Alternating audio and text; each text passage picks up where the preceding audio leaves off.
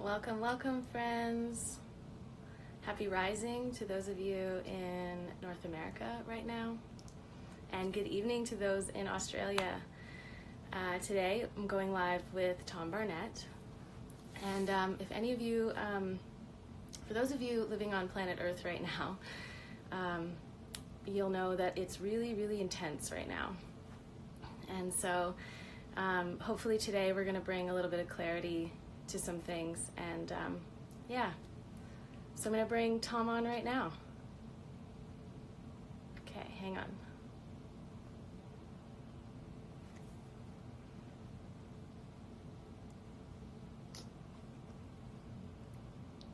Okay, Barnett, Tom Barnett. Just waiting for the connection. There we go. Hey, Tom. Hey, Amy. Hey. So you're out by the fire right now, is that right?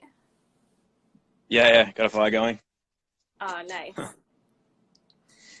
So, good evening.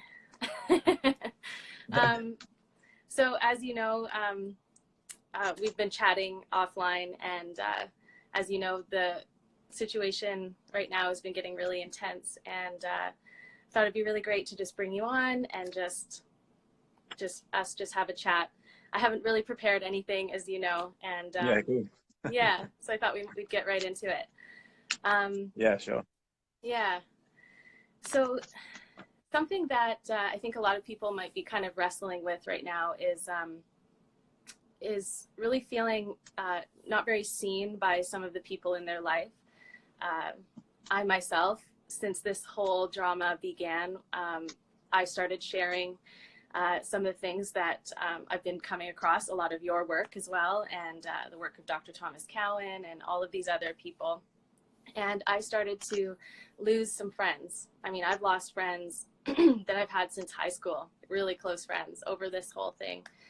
And it's now really coming to quite a crescendo of intensity. And yeah, I think like what I've heard echoed through some of my other friends is that they felt the same thing, that this whole drama has really caused a big rift with the people in their lives, their friends, you know, their family. And they've been ridiculed, they've been laughed at, mocked, and yeah, it's just so intense. But some of my other friends in my kind of truth seeker community, they've said that this whole event has been kind of like a filter for filtering out people in your life who don't think like you do, and it helps to bring in people who do think like you do. And so it's good in that sense, but it can just be really tumultuous for some people to deal with, you know, losing friends over this, losing family over different views. So something I kind of wanted to dive into and chat with you is, you know, why is it that some people can't be open-minded to hearing new information that challenges their existing beliefs? You know, why is it that some people can't see the writing on the wall, can't see the truth, can't spot deception with the government and things like that? We spoke before, we said that it has a little to do with adversity. As you know, like me, like yourself, we've had to overcome illness. And so when you dive into doing that and taking care of your health and really overcoming a disease, you realize that there's so much misinformation out there, that everything is up, that's up is down, and everything that's right is actually wrong, and everything is wrong is actually right, you know, and you start to see how much misinformation and disinformation, which is intentional, that's out there. So then when you start to unravel that, you start to see the deception everywhere, in politics and in government and all these other places. So yeah, so I just wanted to kind of dive into that topic with you. Wondering what your thoughts are on that.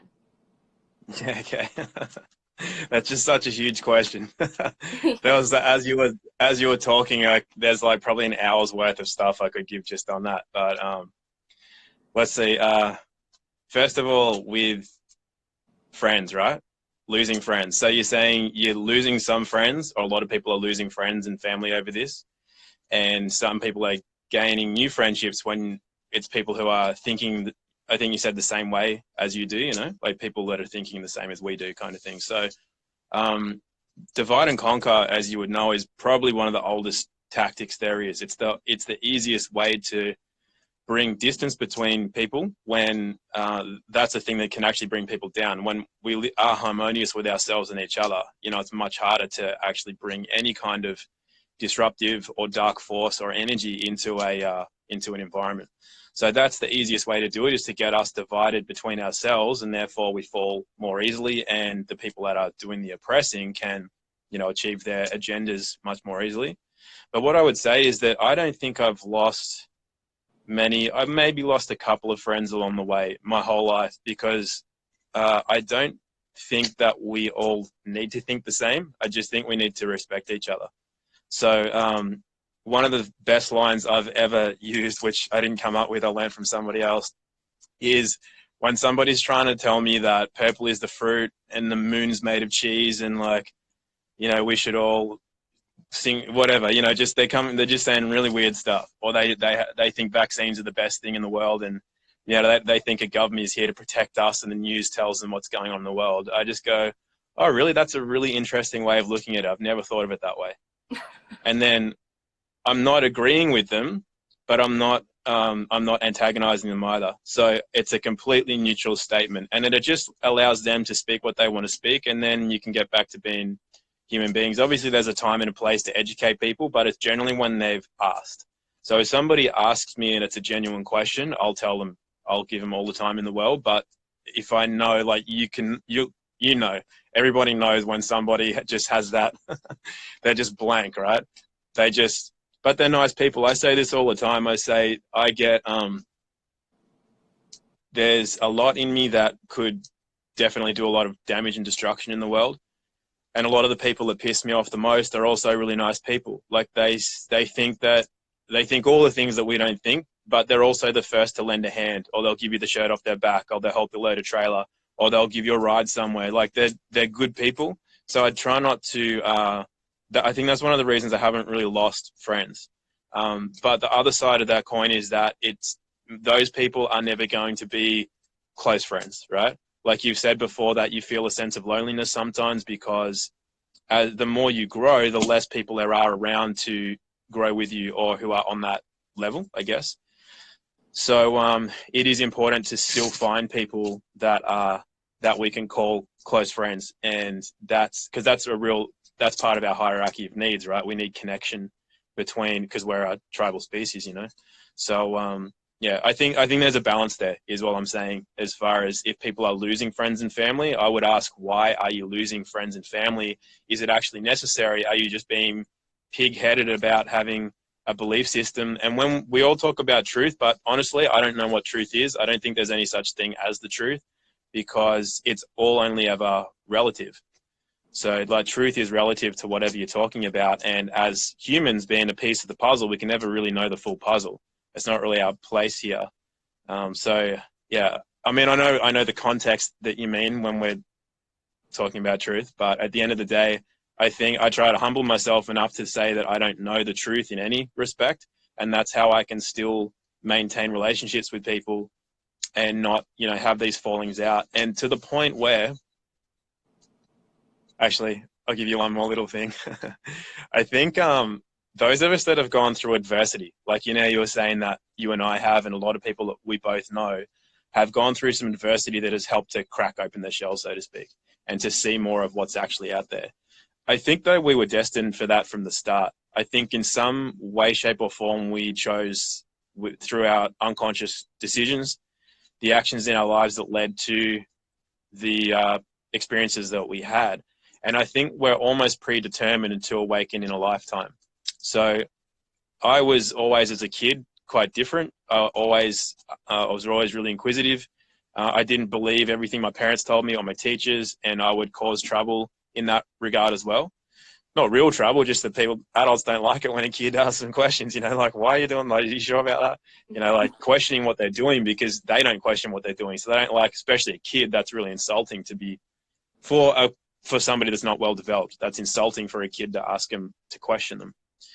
So I think most of us that have got to this stage in life, we're kind of destined from the start to get there. So with my parents, they've always been very, I'm not close with my parents because I numbed out to them from when I was a kid. I knew what they were doing wasn't right, couldn't explain what it was. I just knew, I just had a feeling. So I went off the rails a lot, especially when I became a teenager. I really numbed myself out because I was never heard in my own family. So I just withdrew. And then recently, after I did that video and got, a lot of attention, my parents would have saw it because my mum was really upset because she got the news that I was dead. It's probably not a nice thing for a mother to hear through media and that your son's being killed for making a video or something. So she was freaking out a bit and had to tell her that I wasn't going to stop making them. She was pleading for me to stop. On the one hand, I feel for her. I'm like, well, but you gotta, I said, why don't you just turn off your news and stuff? That might make you feel better. But my dad recently sent out an email to a group of people, and I'm part of that group. And he said he feels somewhat, I don't think he used the word ashamed, but he just said he's never stood up for any cause in his life. And he said that he feels he's missed out. And I'm pretty sure he said that was his way of saying, good job. He doesn't agree with me, but he said, good job doing that, So even the most difficult circumstance, which is usually the closest to you, which is your family, that's usually the hardest. Everybody says, if you think you're enlightened or whatever, go spend a week with your family. Can you do that when you're an adult? Most people can't. So I think the fact that my dad, of all people, who's one of the most pig-headed people I know in all of the world, has come to that, that's kind of that's a decent step. Yeah, definitely.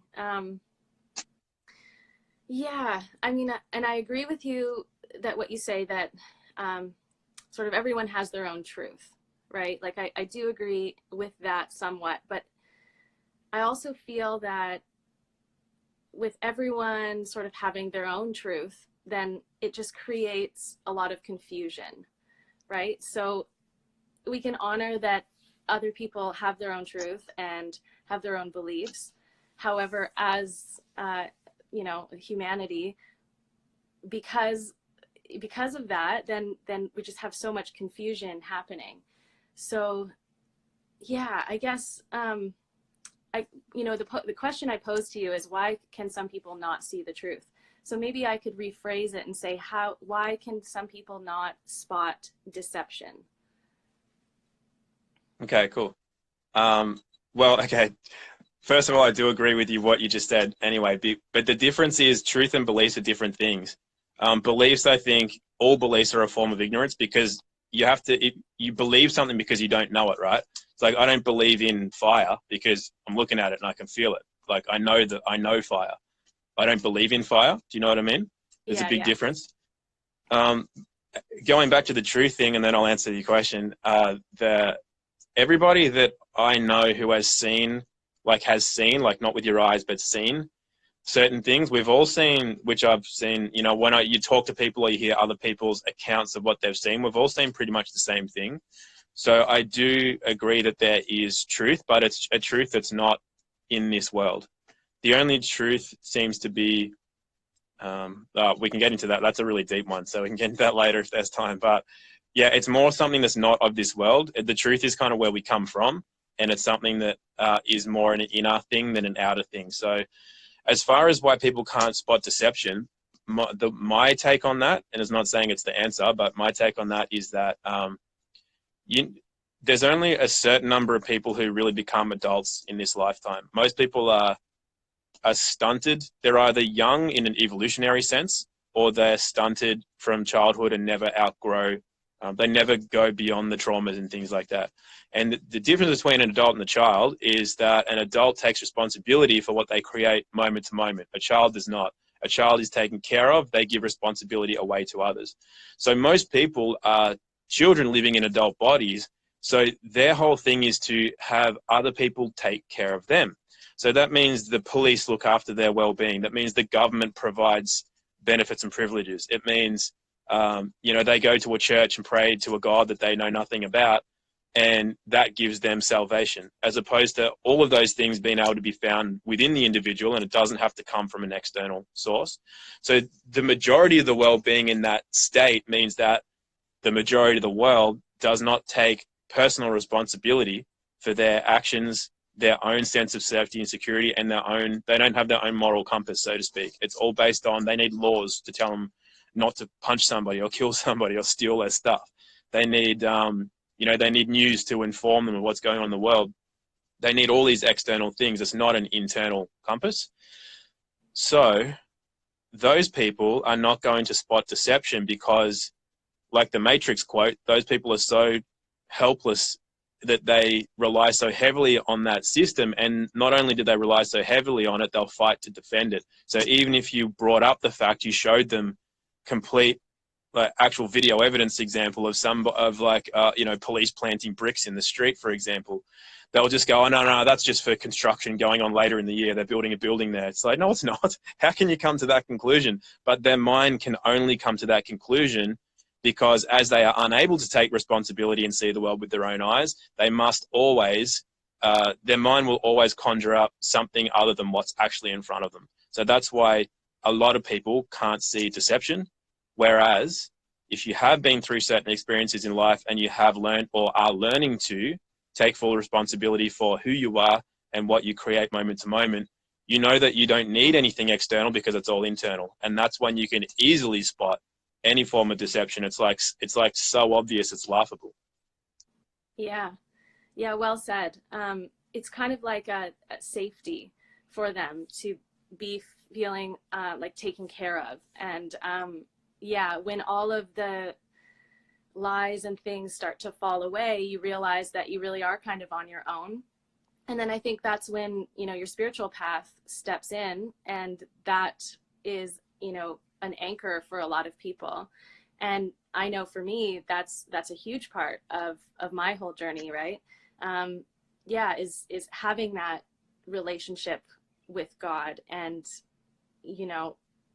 having an understanding of what this reality is, and an understanding of death as well, which removes a lot of fear. Obviously, I still have fear. I'm not infallible in that respect, but that relationship is pretty huge when it comes to uncovering a lot of this deception. Myself, like, to give a little story, the first time that I realized that I couldn't trust the government was like 16 years ago when I was 20 or so, and I was drinking Diet Coke, and someone said to me, yeah, that's poison, right? And I just recoiled, and I was like, no, like, this couldn't be poison. It's I bought it at the store. Like, the government, it looks after those things. They wouldn't put poison in our food supply, and of course I went home and I researched, and that's when it all happened, and it just all started to fall away over the course of many years. And I was even, I was taken on different side paths that, like, I was still being deceived in different ways when I was trying to heal my health. So yeah, that was a real turning point. And I just feel that people who they cling so strongly to the narrative, and they cling so much to the government and that we're taken care of, they maybe have, like we said, not really had enough adversity to shake them out of that reality, or they haven't developed their spiritual path and their beliefs outside of that narrative. So when it starts to fall away, it's like a falling away of their safety structure of like the material world starts falling away, and they have nothing else to catch them. Yeah, well said. I can't believe that you were woken up by Diet Coke. That's so funny. Yeah. Do you remember, like, for you, you're a natural though, so you basically came out of the womb knowing that a lot of this was bunk. But it would be curious to know, like, what other people's turning point is. Like, when was it that you realized you couldn't trust the gov? Yeah, right. That's a really good point, actually, because I was pulled out of the womb. So maybe like by forceps, like they stuck barbecue tongs on my head and pulled me out because I was stuck. So I probably didn't appreciate that. That might have been my turning point.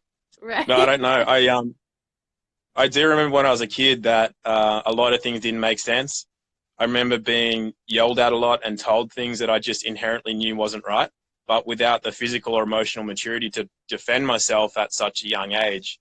You know, like I can still remember, I can still remember really far back to being an infant. Like I still have memories of that. So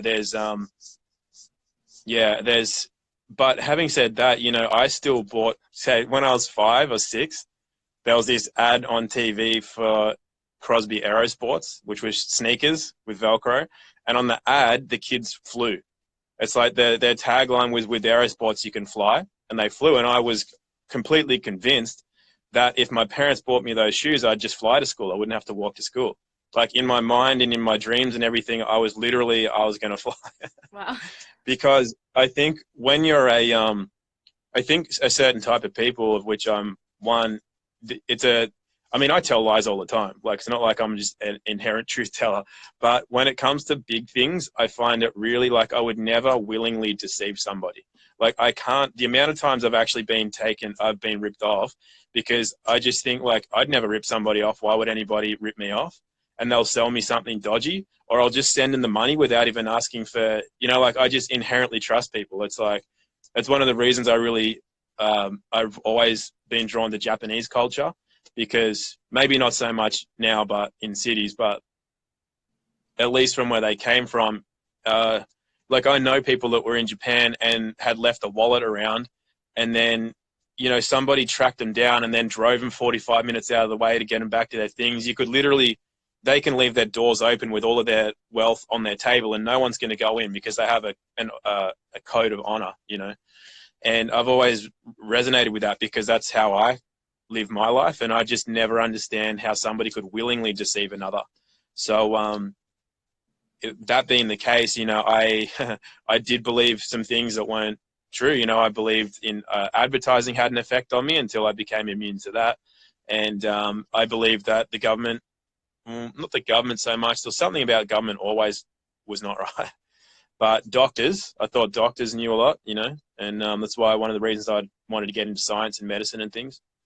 So yeah, it took me getting hurt a few times and losing my health, and then people not helping me and people making me worse and all that kind of thing, to start seeing through, okay, well, I can't trust that now, and I can't trust that now, and I can't trust that.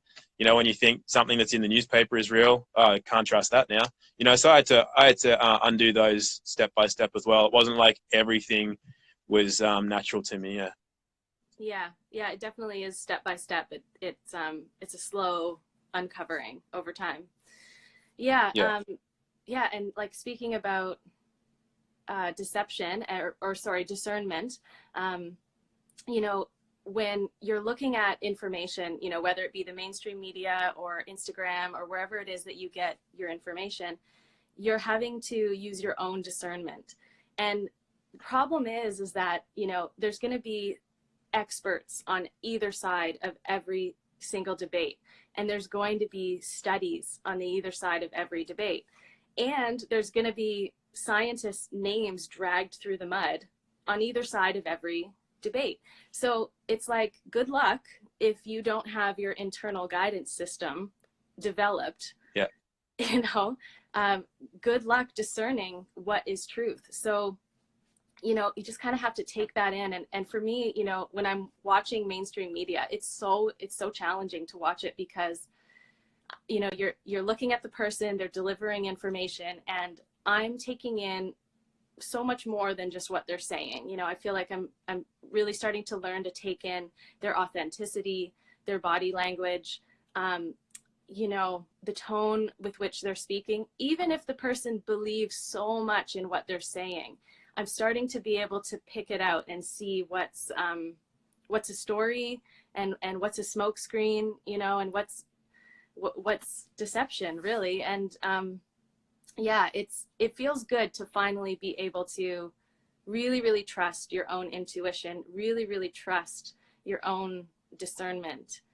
And for me, I can feel it in my body. Like when I hear or see truth, it not only appeals to my logic, it also is a feeling in my body, and it's interesting because it's visceral. Does that happen for you as well? Yeah, and so that's got many levels to it as well, because what is true, this is what I meant before about there not being any such thing, I don't think, as just straight inherent truth, because truth is truth depending on where you're at, what level you're at in your own life and in the world. So the way I'll explain that is that we've all been through things. In our lives, our experiences have led us to, trying to think of a way it can be really simple to say this. It's essentially where we've believed something to be inherently true and it's served us, and it's served us really well. And at that point in time, there's no evidence to the contrary or whatever. And then something happens that means that we grow beyond that. And then that is no longer truth anymore, right? But at one stage it was, whether it's a way that we eat, or it's a way that we think about relationships, or it's a way that we think about anything. For example, some people will watch the news and resonate entirely on a level of truth that they are being delivered truth. And that's because of where they're at in their evolution. It's that that is truth at that point in time. It's only when something greater happens that they will realize that that wasn't truth, and then they'll get into a new version of truth, you know. If we didn't have those, we'd be very lost all of the time. So these false truths, I guess you could call them, they serve a purpose because they just allow us a sense of some form of compass that directs us to the next stage in our life. Otherwise, if you never knew any form of truth, I think you'd be like really wishy-washy, constantly unknowing, and never really do anything with your life. So I think that's what I meant earlier when I said that I don't think there's a really deep inherent truth until you get to it. And only a few people, I think, in their lifetime will get to that, because it's at such a deep level within that it's almost like you're not even, it's almost like it's that divide between where you can choose if you'll leave the earth or you stay. Whereas most people are so caught up, they don't even know that that place exists. That's just completely incomprehensible to them, and they'll never get there. But that's only I think a few people, like I say, on earth in any particular lifetime will get to that particular level. And I think that's when you see the truth, and that's when it becomes like it doesn't matter anymore as well. So yeah, that's a little like philosophical, but Yeah, no, it's okay. Yeah.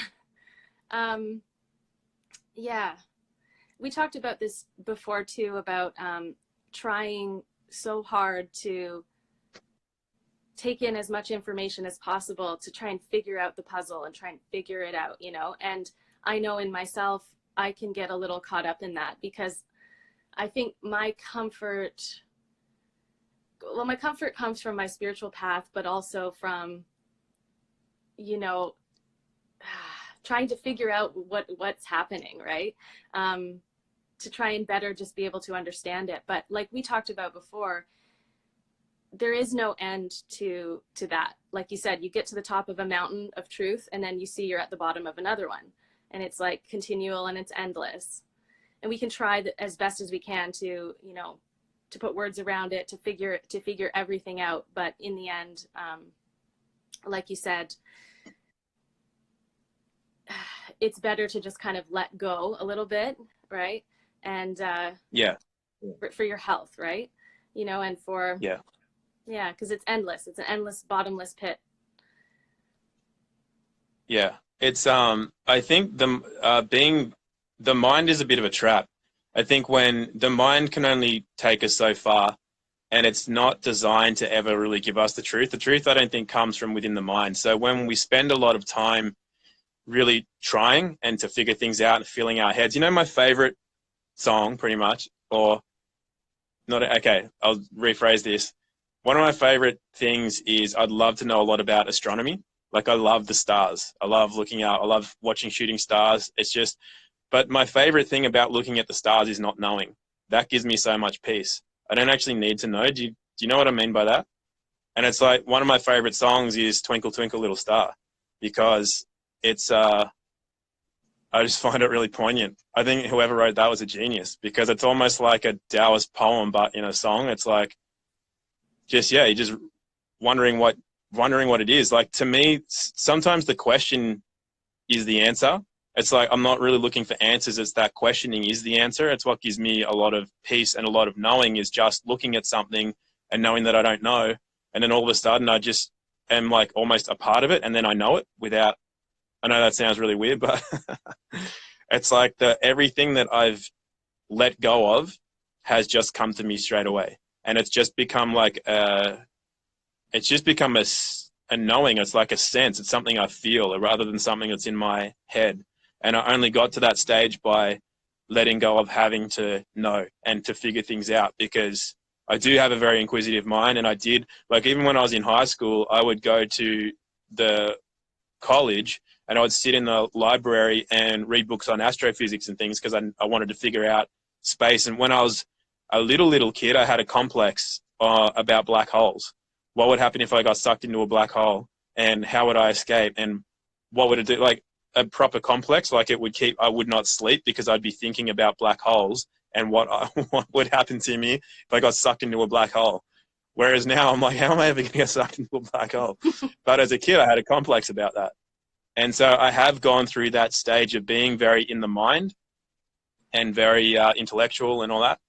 And I have not, that never brought me any peace. And whether it's true or not, I don't know, because you never know what to believe. But a lot of people said that Einstein kind of went mad because he was trying to figure out this elusive, like, you know, he was trying to find God, I think was the thing, like a fifth, forget what it is, fifth something or other.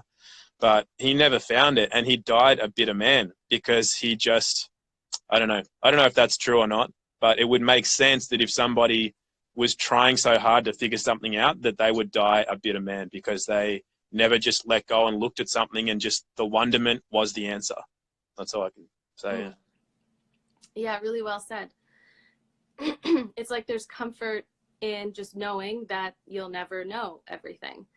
And there's a lot of peace in that. Yeah. And then you can actually, from that place, you can actually concentrate on the more important stuff, which is, what are you creating with your life? Like, what are you putting into the world? What are you creating? And how are you relating to other people? Like, that's one of my things as I've gotten older, is that I've put so much more value in how I relate to another person, more than what I know. You know, it's like, it's not like, it's kind of irrelevant what I know. And then, do I even really know it? Like, what information did I take in? Did I ever question that information? So now it's more about letting go of needing to be right. And that's kind of going back to what we were talking about at the very start. One of the greatest sources of stress in anybody's life is the need to be right.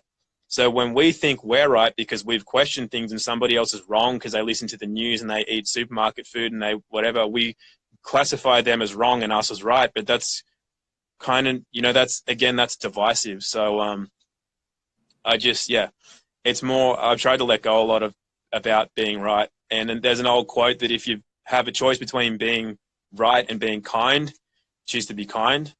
And that's difficult sometimes, but it's one of the reasons that I have not lost a lot of friends and things, despite, technically outgrowing them, I guess, in my view of the world. And the only reason I would say that I've outgrown them is not to say that I'm higher up than them or whatever, but the way I describe that is that, let's say you think the word crap is offensive, right?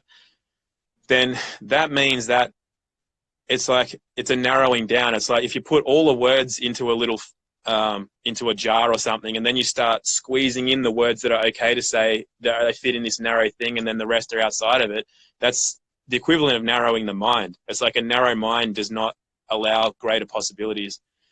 So a lot of people, when you're talking about people that can't see through deception, is just their mind is narrow. It can't bring in broader, anything broader than what they currently, think and hold true.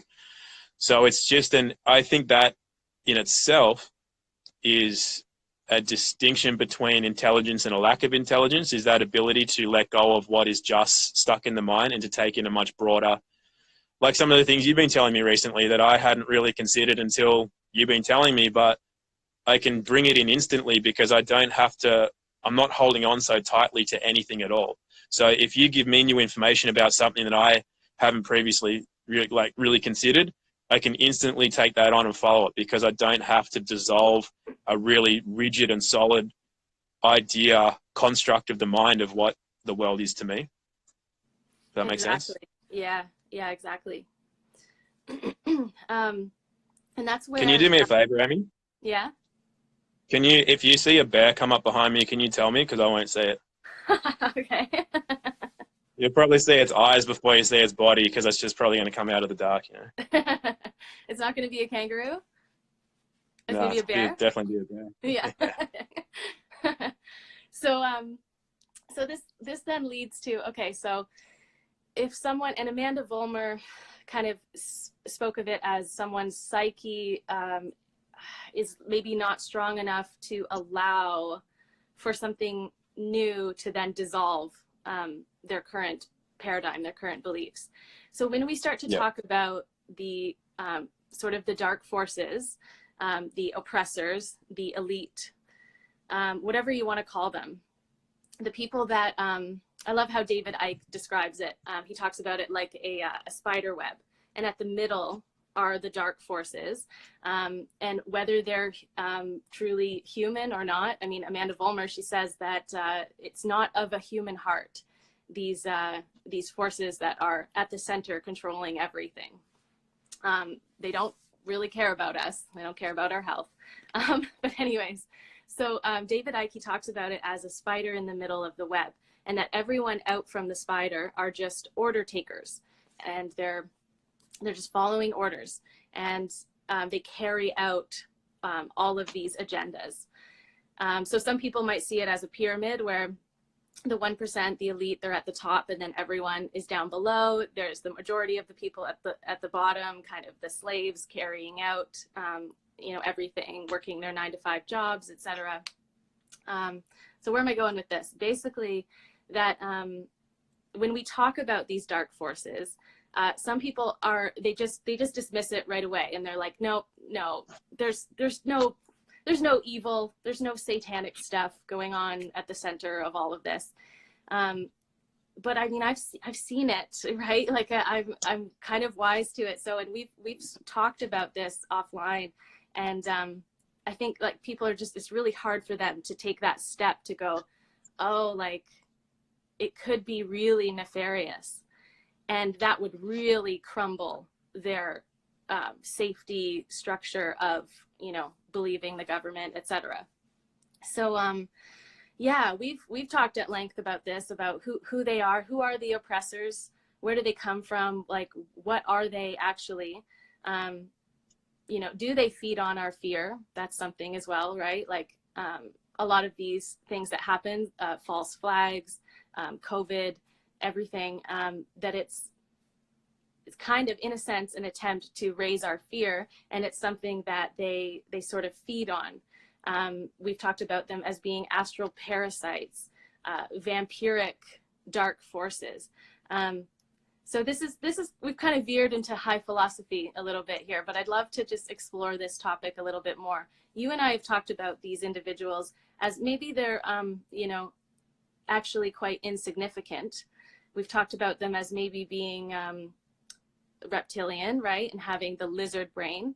And as we know from the work of Paul Chek, that the lizard brain, they have very few things that they care about: food, fornication, and personal safety or fighting.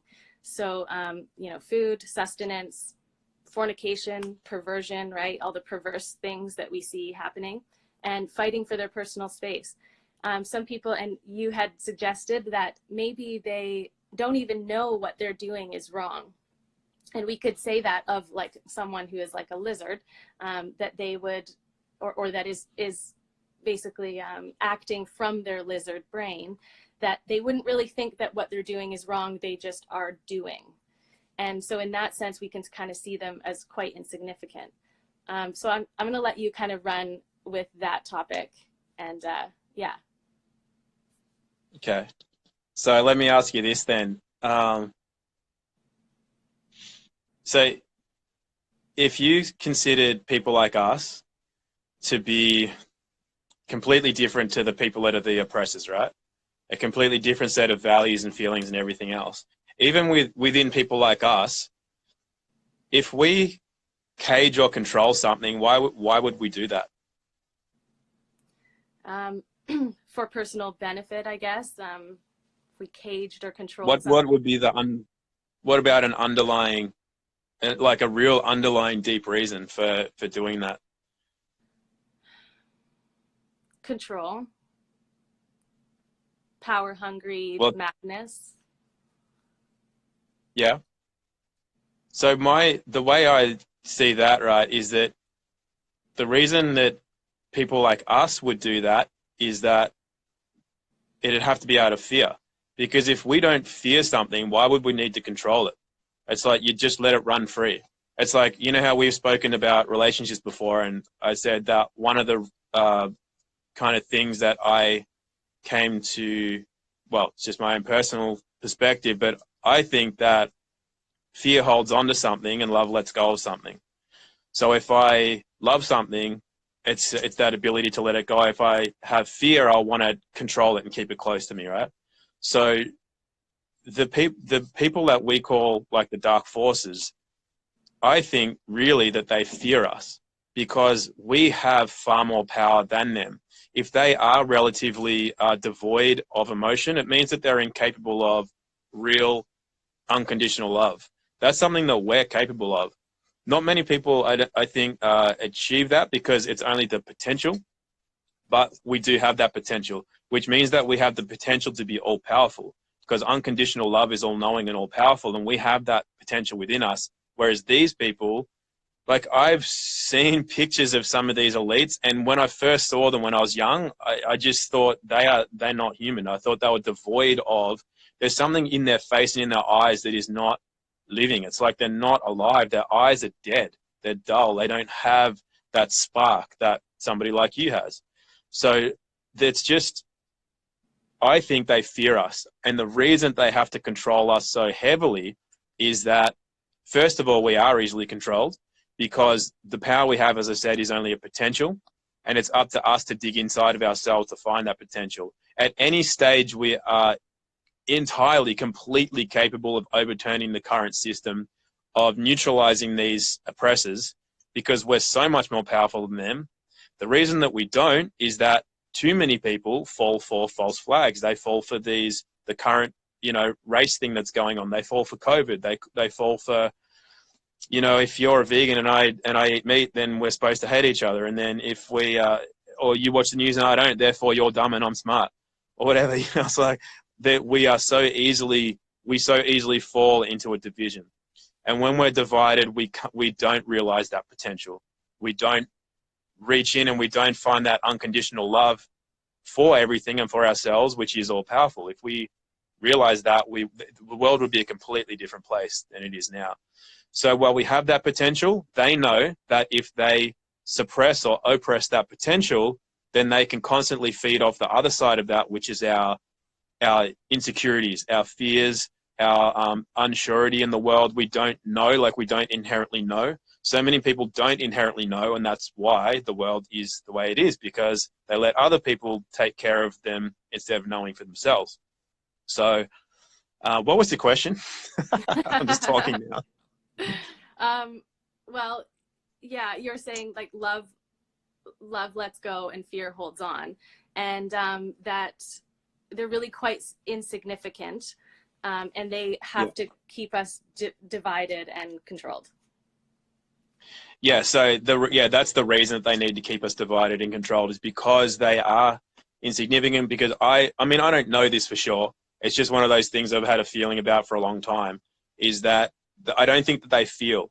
And I think it's one of the reasons that they create such negativity in the world, because it creates drama within us, the living, and then drama creates emotion, and drama creates some of the best music I've ever heard and the best art I've ever seen.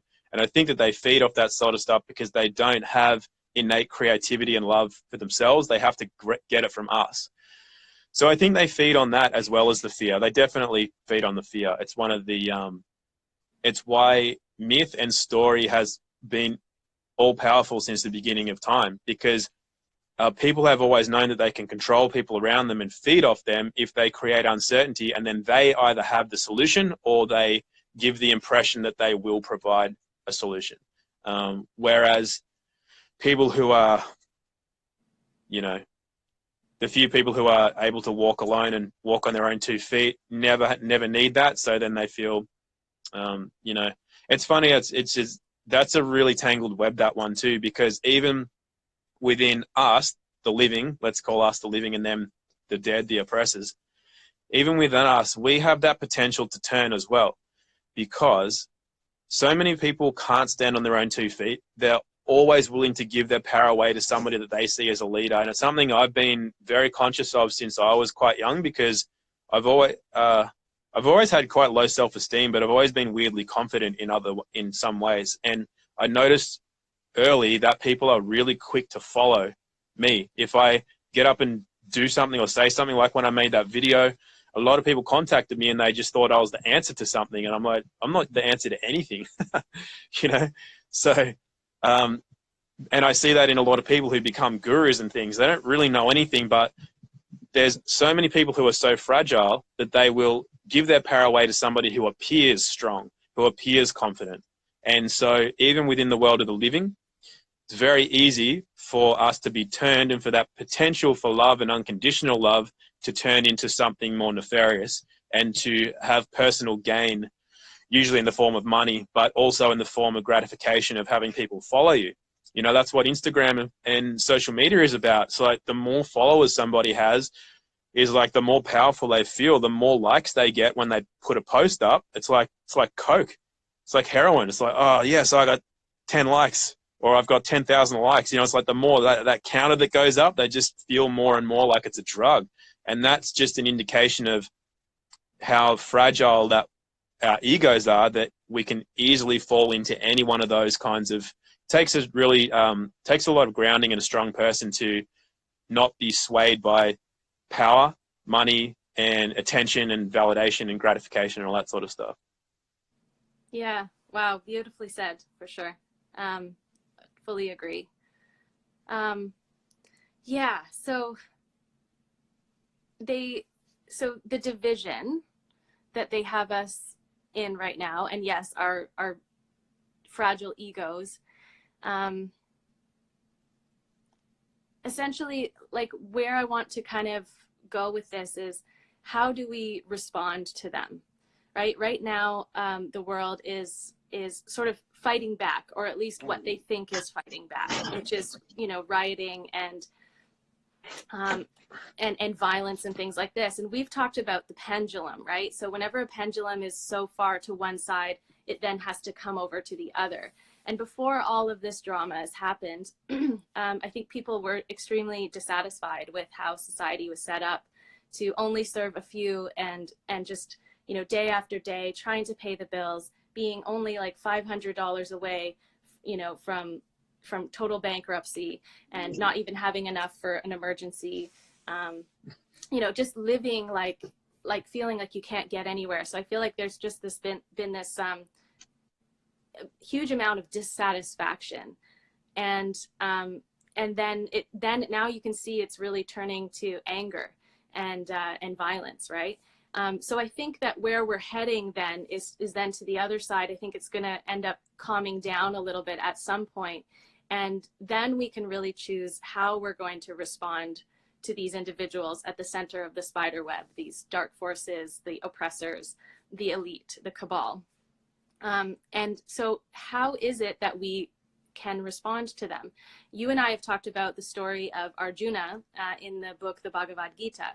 And it's a story, without going into too much detail, which I'll go into another detail in another video, but basically that the main character, Arjuna the warrior, is faced with a dilemma of whether to fight in a battle for good over evil. Basically, he's trying to win his kingdom back from his extended family, after many times of trying to get it back peacefully, and it had to come to battle.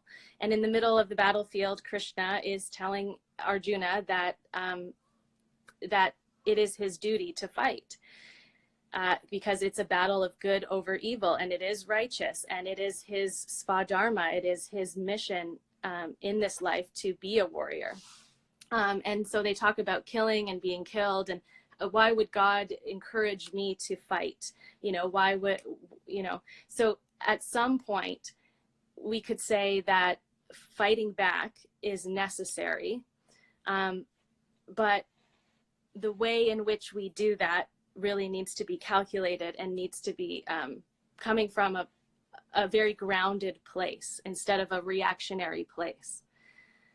So, what can we do? What do you think is going to happen? What do you think humanity is going to do in order to fight back?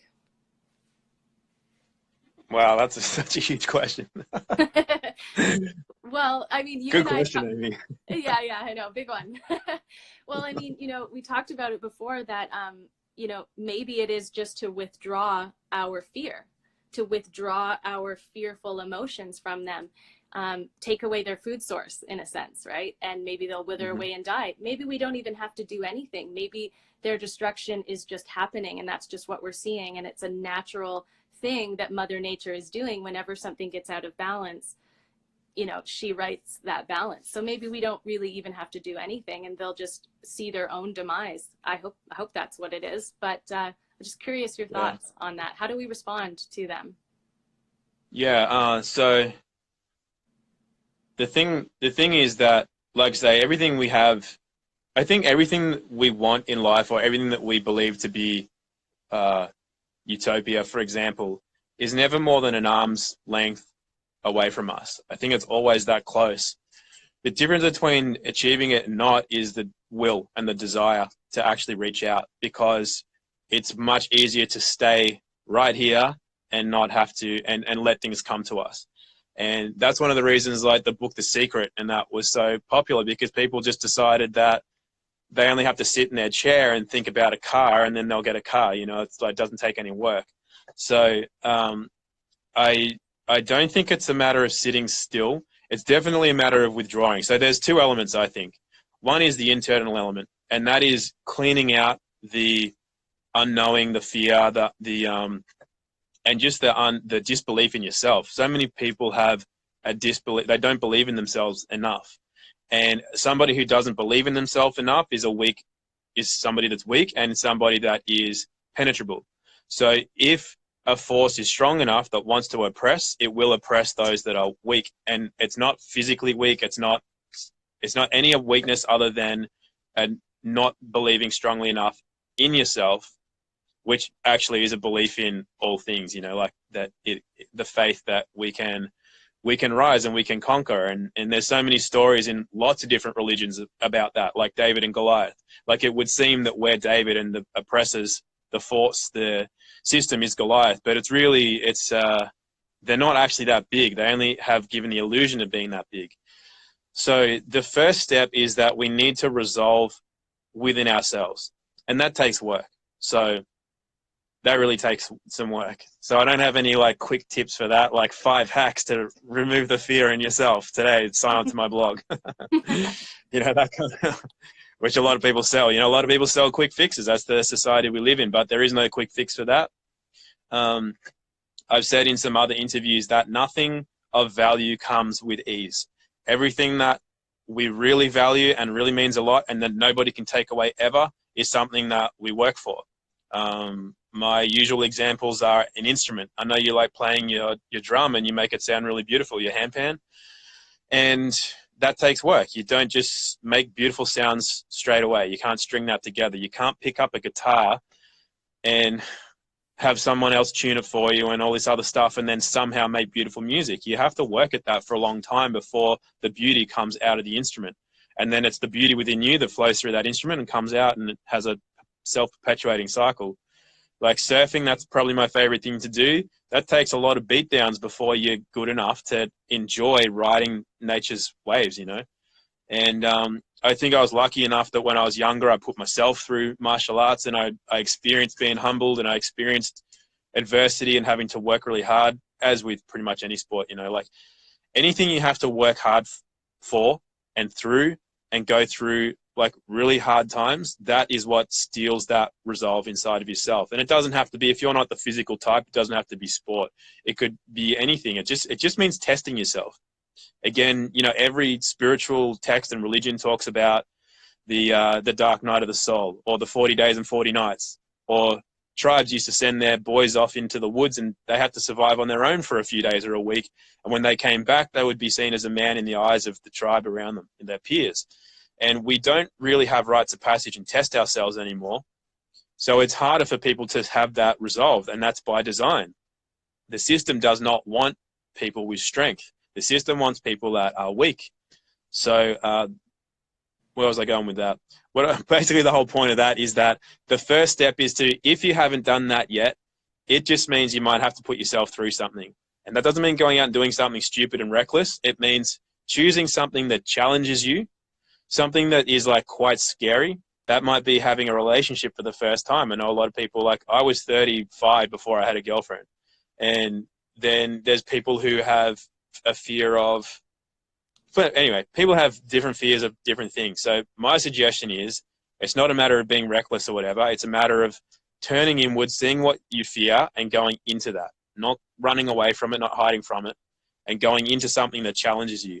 If you're really scared of public speaking, just organize a day to do a speech, you know, go and talk to a girl or a boy that you're normally scared to talk to.